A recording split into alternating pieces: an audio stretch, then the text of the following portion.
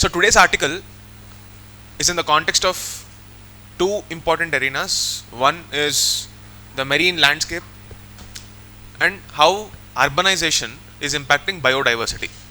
We are going to look at this article from two dimensions. One, ethics. Two, governance. Because you had an induction into how to read newspapers for almost broadly all subjects: society, polity, economy, governance. What we are left with is ethics. So consider this as an orientation for learning ethical issues or how to interpret any newspaper article through the lens of ethics. Okay, let's start. Okay, what is biodiversity?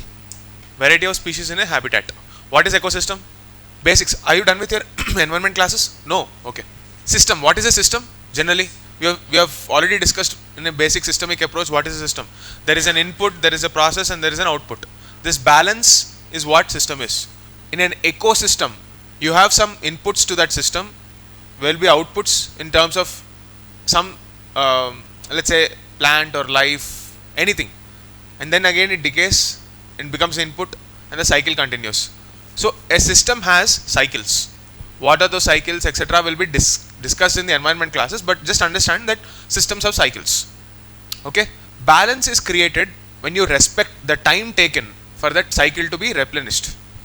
If you, let's say for example, if you take groundwater, groundwater should be extracted and then again given enough time to get rejuvenated, right, in the next season. So what is the importance of this? Because it is vital for ecological stability, climate resilience and human well-being. Environment, climate resilience, which is geography aspect, and human well-being, which is the society, ethical, so basically human beings. Okay, it is also important for livelihoods. So the classic debate whenever we are discussing biodiversity issues is whether should we preserve our environment or go for an economic model that can impact environment. You carry out a mining activity, you carry out fishing activity, you create cities. For all of this you have to cut down trees. The latest Kancha Gachibowli issue, you are all aware what happened. Should we build a software park or should we conserve the forest? What is your answer?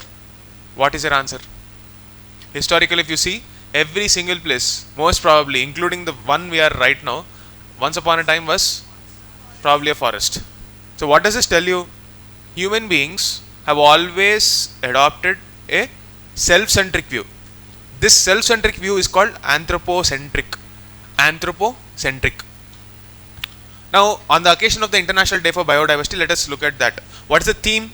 Be part of the planet. Be part of the plan for nature conservation. Okay? Is it important for you to by heart all this? Not necessarily. But sometimes the themes give you a sense of direction as to what will be the agenda for next few years. So be part of the plan, being a part, meaning the emphasis of this year's entire discourse will be about how we have to make every stakeholder involved in the plan. Just like how we talked about participative governance, participative democracy, biodiversity will also be protected only when people participate or all the stakeholders participate. What is the significance? It is the adoption date of Convention on Biological Diversity. What is this? You will see in your environment classes. What is the Indian context? See, not just Indian context, anywhere across the world, the classic case of development versus ecology is again a case to the point. It is all the more important in the case of India because one, India is a growing nation, the population pressure is growing. Two, we have climate targets which go against each other.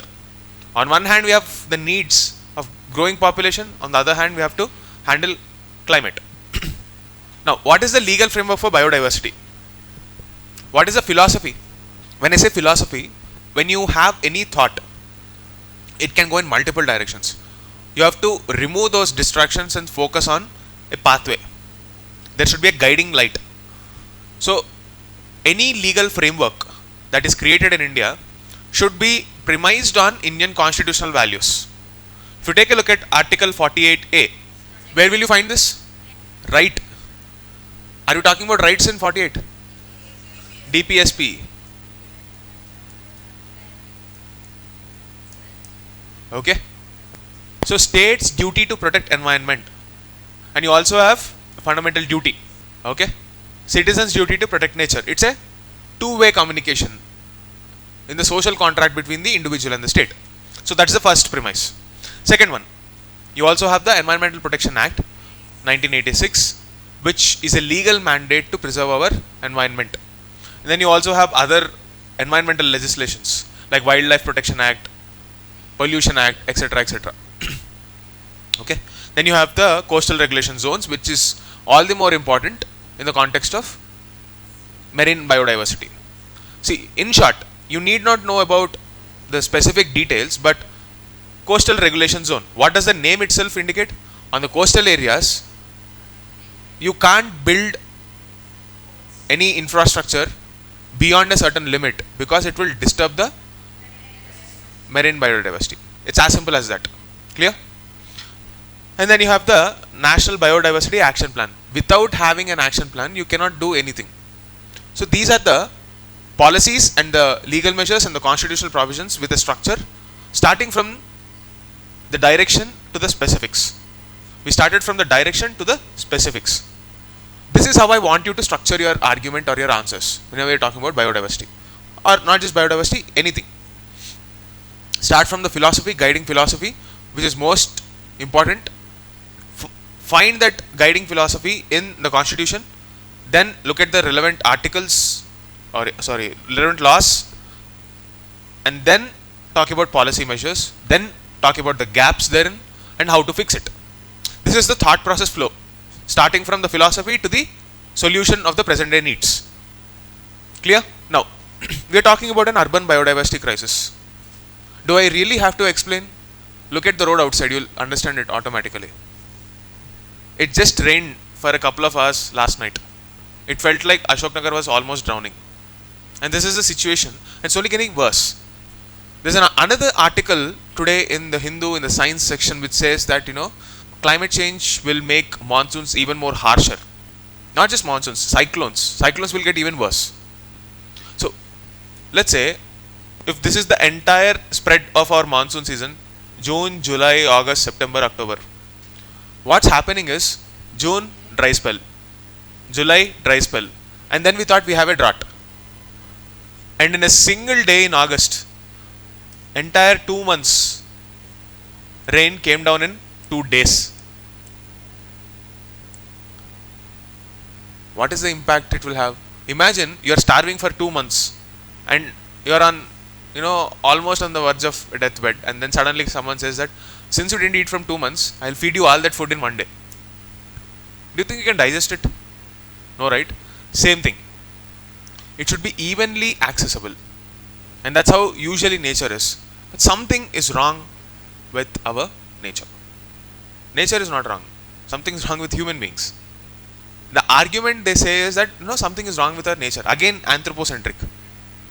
People refuse to accept that there is something wrong with our way of living. This is where we have to fix the problem. So what are the problems here? Rapid expansion. Take a look at any city. The other day, the Chief Minister of Telangana, he was mentioning how skyscrapers were being built without planning for adequate roads, adequate drainage, adequate planning, and that will cause a lot of problem.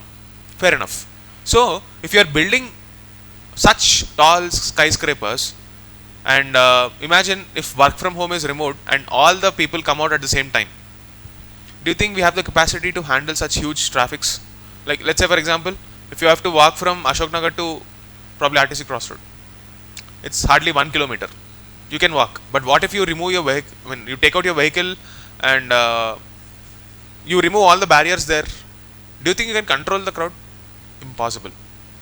This is what is happening, rapid expansion, and this phenomenon is called leapfrog development, where one part of the city is developed, then the surrounding area should be evenly developed, right? How does a frog leap? It takes jump. So from this area, this middle area is skipped, and then they start the development elsewhere. There is no connectivity here and there. It's like you see one rich area, then on the side of it there is one slum, and then another rich area. Why is this inconsistency in development, it's because of lack of planning. Rapid urban expansion, which is taking away core biodiversity enclaves like wetlands, lakes, trees are cut down, which is causing ecological destruction due to rapid expansion. That's one factor. Green space inequality. This is an ethical issue.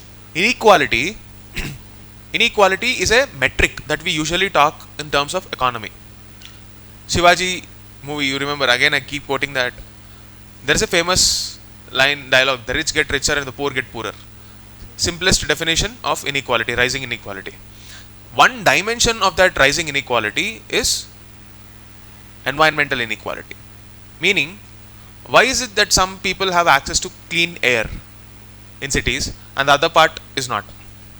What was supposed to be a norm, that is access to clean air, green tree cover, clean environment, which is the natural habitat for human beings if we were living in consonance with nature, why is it becoming a luxury? You will have some townships being promoted as urban green spaces. When did having trees become a luxury? Why did it even become a luxury? See, you must be wondering, like, you're not supposed to feel guilty about this, but in our own small ways, if we start changing. I was no different when I started my preparation. I did not think about it at all. We did not know what is the impact of cutting down trees. I thought it's a tree, it's coming in the way, so we have to current wires and all the poles should be accommodated, so we have to cut it down. As casually as that. It's only when we started preparing for this exam and we realized so much is happening. But even after that, 20-25 years of conditioning cannot change overnight. I'm not expecting change from you overnight. Even I used to be very casual about littering waste on the roads. It changed over a period of time. So our attitudes towards environment and the environmental damage that we might do will start changing slowly when you are aware. So people should be made aware of the impact. And this green space inequality is a very big problem. We don't have public parks. Planning deficits, unregulated constructions, low environmental literacy, everything. Okay? And this low environmental literacy is not just with people but also the governing officials. Even they are not trained to deal with these impacts proportionately. For example, we'll talk about some case studies that are picked.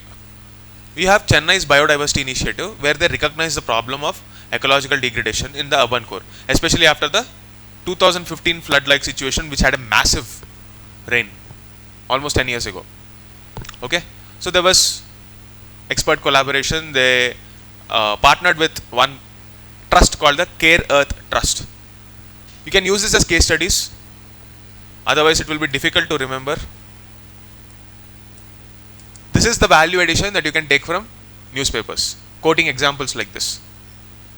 Care Trust Earth partnered with the city officials. What for? Strategy development. They created city biodiversity strategy and an action plan. After this, 3 years later, in 2018, and they started working towards green space accessibility standards. Why am I quoting all this? We discovered the problem. First we started with the definition, then we saw the evolution, then we spoke about policy measures. Now we are talking about a case study. Similarly, let's take a look at the marine arena. So the first takeaway from the editorial page, the first editorial on the upper end of the Hindu editorial page is this. Take a case study, note it down in your notes. Problem, solution. We need a hyper-local solution with a global level vision. Hyper-local but with a global level vision. Take the best cases across the world, try to implement it in your locality, partner with anyone and everyone who can give you that solution. That's the funda. But the nature of marine areas, high seas, is slightly different. Because it is not a resource which is owned by one country, and secondly, responsibility of high seas, that is the sea which is beyond national borders. Nobody was taking any responsibility for those areas. Last year itself there was a treaty, okay, on what to do with that high seas, how to conserve the biodiversity in those regions, and yet it's not just enough. So what are the ethical dimensions here we have to consider, etc. We will see. But before that, let's briefly describe the problem statement here of marine areas. Firstly, it is a conflict between fisher folk, that is fishermen, who depend on this, and the environmental destruction it causes.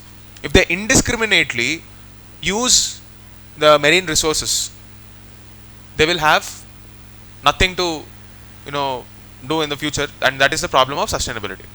You almost have 40 lakh fishermen on the coast of our country whose livelihoods depend on the marine biodiversity. If you don't address this problem, their livelihoods is also in danger, because a lot of fish get killed. The statistic from that article says that there is a 41% drop in the catch, which is impacting their livelihood. And India has 7,500 kilometers of coastline. However, if you take a look at the Survey of India report, on coastline, you will see that this number is changed recently. It is 11,000, roughly around 11,000 something. Because it changed the methodology of our coastline, and most of our textbooks are still here. Even official articles like this are also quoting the old data itself. Okay. Previously, they had a methodology where they were looking at it in a straight line. For example, Gujarat. So previously this was the calculation method. Now they are taking along the curves completely. So that was the difference in methodology. This was way back in 1970s, and now you have updated technology. So coastline definition also changed. But we will see when these changes will come into the picture in official data. Till then, let's just get fixated on this. Alright. So this is the statistical problem, the description of the problem statement through statistics. So why are we facing this overfishing crisis? First and most important is the mechanization. See, there is something called bottom trawling. This is the ocean, let's say, for example. Okay. When you go for trawling, means fishing, you cast the net, a huge net is cast here, which is captured by a boat. Everything that is there in this is taken from the bottom of the ocean sometimes. Like, if you might be wondering, when I say bottom of the ocean, initially, let's say for example on the eastern side, Bay of Bengal, it's very shallow, and then it goes into the ocean. Most of the times you will have to not cross the international borders, which is a crime. You should not enter into anybody else's territory. So here the fishing availability was very high. Somehow, because of this mechanized trawling, where you are taking everything from the bottom. But the problem is, only some fish quality is good enough to be exported. Rest of them will be dumped back into the ocean again, but that will create more rot. It will disturb the ecology. Non-targeted species. Okay? And economic impact of this overall problem is that fishing is becoming unviable. And then sometimes, because of biodiversity getting disturbed, the smaller fish, they are not economically viable. They are linked to this economic impact, and they are not getting the same kind of returns on the risk that they are taking. Okay. So this is the overall issue, the economic impact and the overall overfishing issue. So when you are dealing with ethics, we have discussed the problem of urbanization, we have discussed the problem of marine biodiversity. The common framework for both these issues in terms of ethics, this is the stakeholder analysis that I am talking about. See, firstly, if you see, in the case of urban local bodies, you will have an ethical dilemma. In case of citizens, fisher folk, the real estate developers, and the future generations, all of them are stakeholders. For each of those stakeholders in the problem, you will have a corresponding ethical dilemma. Your ability to frame an argument as a dilemma in terms of ethics is what gets you marks in ethics paper. Okay. For example, urban local bodies. In terms of urban local bodies, what are their interests? They want real estate development, economic development. But what is the development dilemma they have? Ecological destruction, social equity. Kanchaga Chipoli, classic case to the point. Citizens, what do they want? Urban amenities, good housing. But they also want their mental well-being, their environmental risks like heat island. You don't want heat islands, right? Let's say you're buying a 30 crore villa in a nice place and then suddenly you realize it became a concrete jungle. Would you not regret paying 30 crore for that villa? Obviously you will. So what was available to everyone now became a luxury. Mental well-being and avoiding environmental problems will now come at a premium for citizens, which will again further inequality. So this is a dilemma we have. Now let's say in the case of fisher folk, they want their livelihood to be taken care of, their tradition to be respected. But what is the dilemma they have? The fear of marginalization, that they will no longer have the same kind of a lifestyle, and they are facing an ecological injustice according to them. How do we give them a balance here? Because that is all they knew and they were not intentionally doing anything wrong. But when you say in the last 6 years the 41% of the catch is reduced, they are not aware of what went wrong. They are confused. They are struggling to find an answer. That's what you need to focus on. Now developers, they want profit, they want infrastructure. But the ethical dilemma is sometimes they will have to bypass law. Accountability under law. That's their ethical dilemma. Should we or should we not breach law? Future generations. Future generations are not yet here. Our actions will impact them.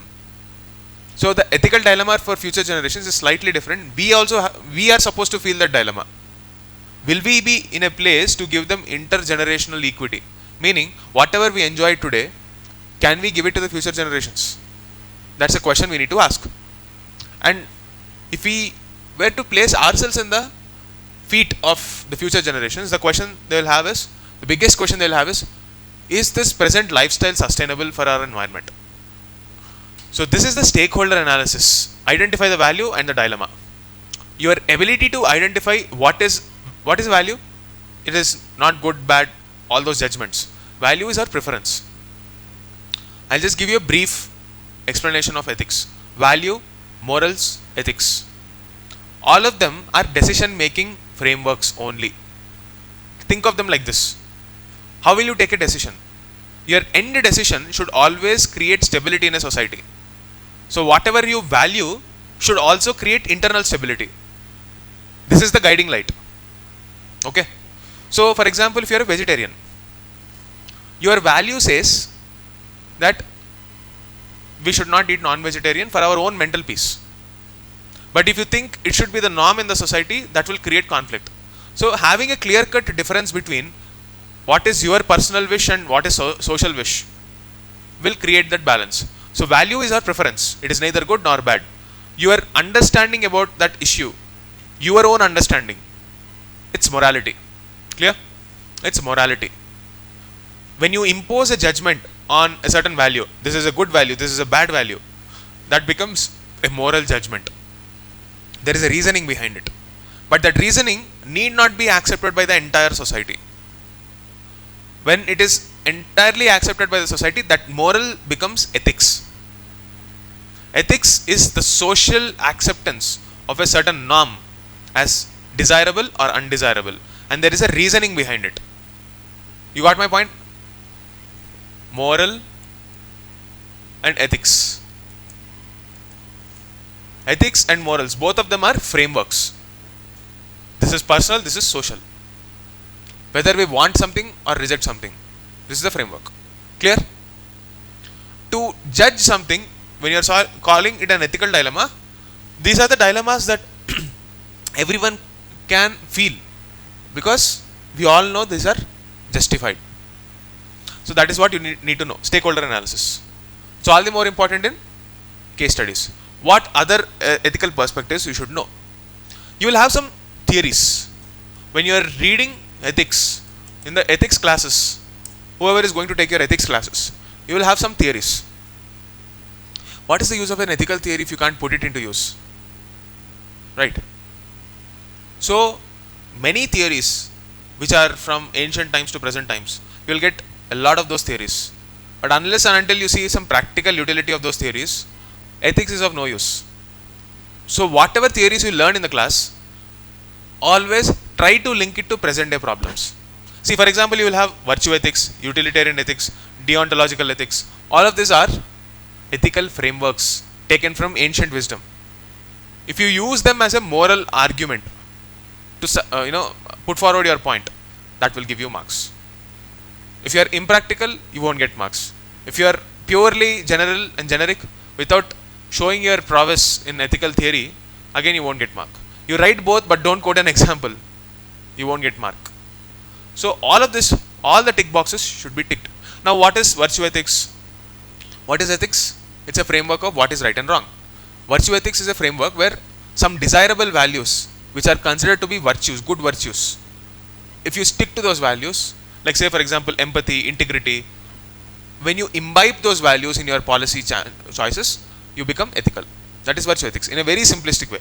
Utilitarian ethics, maximum good for maximum people. What is the utility of this? Practical. There is a practical or pragmatism, pragmatic theory. Okay, and then you have deontological ethics.